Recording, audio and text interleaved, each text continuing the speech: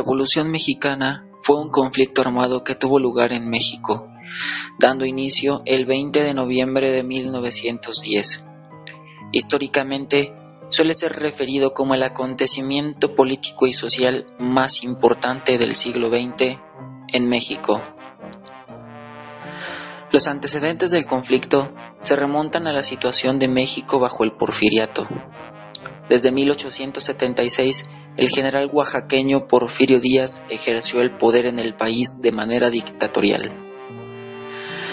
La situación se prolongó por 34 años, durante los cuales México experimentó un notable crecimiento económico y estabilidad política.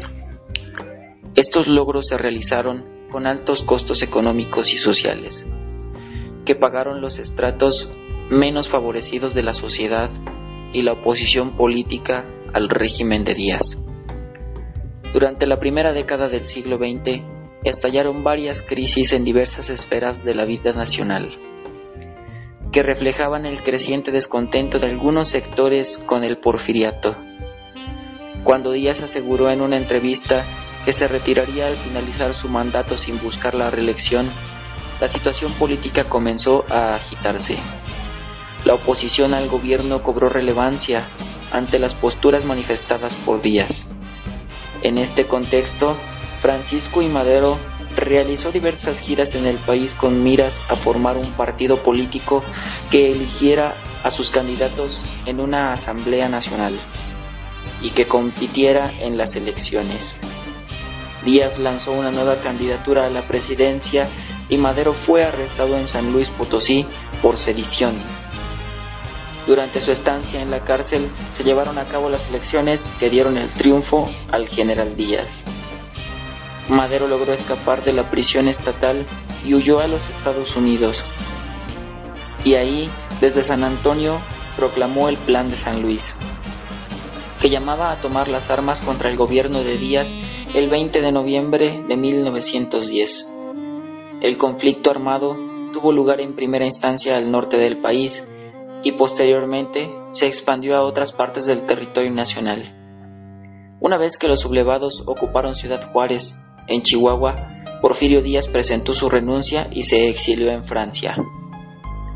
En 1911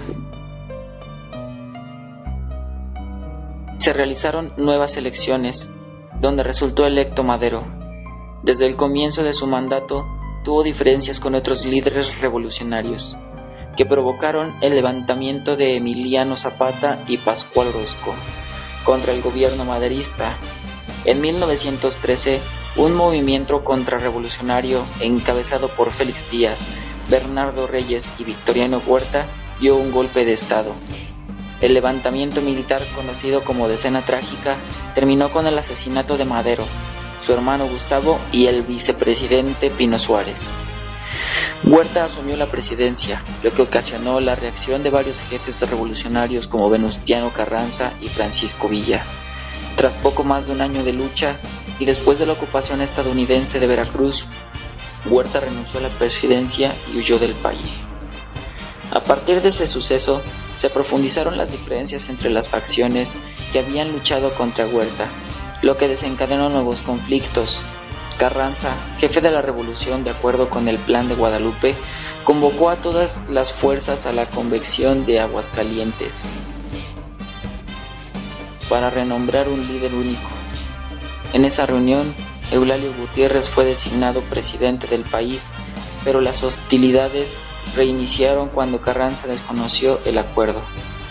Después de derrotar a la convención, los constitucionalistas pudieron iniciar trabajos para la redacción de una nueva constitución y llevar a Carranza a la presidencia en 1917. La lucha entre facciones estaba lejos de concluir. En el reacomodo de las fuerzas fueron asesinados los principales jefes revolucionarios: Zapata en 1919, Carranza en 1920, Villa en 1923 y Obregón en 1928. Actualmente no existe un consenso sobre cuándo terminó el proceso revolucionario.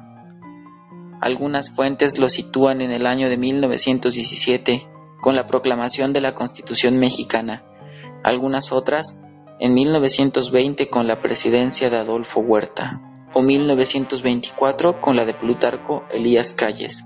Incluso hay algunos que aseguran que el proceso se extendió hasta los años de 1940.